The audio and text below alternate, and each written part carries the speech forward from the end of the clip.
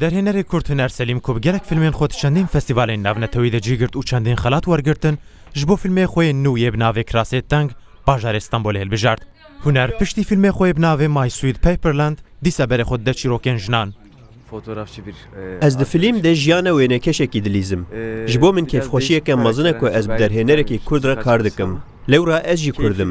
Em bihêvîne ku dê fîlmekî baş derkeve holê. Filmê ku ev sê heftîne tê kişandin û hêjê bi xebateke giran berdewam e tê pêşbînkirin ku di meha îlonê de bigîje temaşevanan. Min huner bi filmê My Sweet Paperland nas kir. Ew filmê wî gelekî kêfa min jê re hat.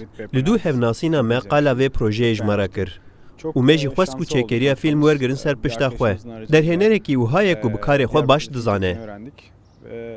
Derhêner di vî filmê xwe de ji ciyekî giring dide jinan û vî filmê mîna straneke evînê dibêne ji bo wan. Ez yek kesim navê we Lîsa. Lîsa keçike li Parîsê û li designer.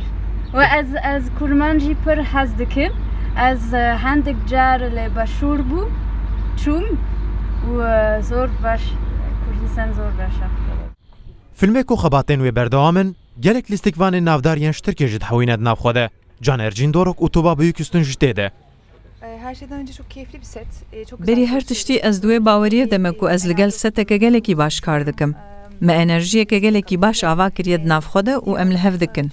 Ez karaktereke bi navê Hêlîn dilîzim. Bila mîna sürprîzekê bimîne ez ê zêde qala wê nekim. Lêbelê em hewl didin karekî baş bikin. Dema em bertekên erênî û hezkirina temaşevanên xwe jî dibînin, ev xwesteka me bêhtir dibe û em hê zêdetir bi hezkirin vî karê xwe dikin. İyi bir set oldu bu.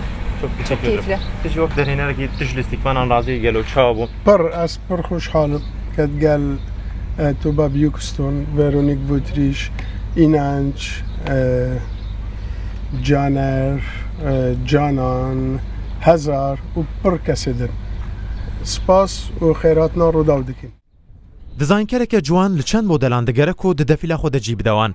Biriye hevala xwe hêlîn bi çendîn jinan re dipêve û li hev dikin. Lêbelê dê ev jin li hember pirsgirêkekê berxwe bidin. O pirsgirêk jî bav, mêr, destgirtî, bira yanî mêrin. Bajarê Stenbolê ku mazivaniya çendîn fîlm û rêzefîlmên navxweyî û biyanî dike vê pêlê ji bo derhênerên Kurd jî dibe ciyekî baldar.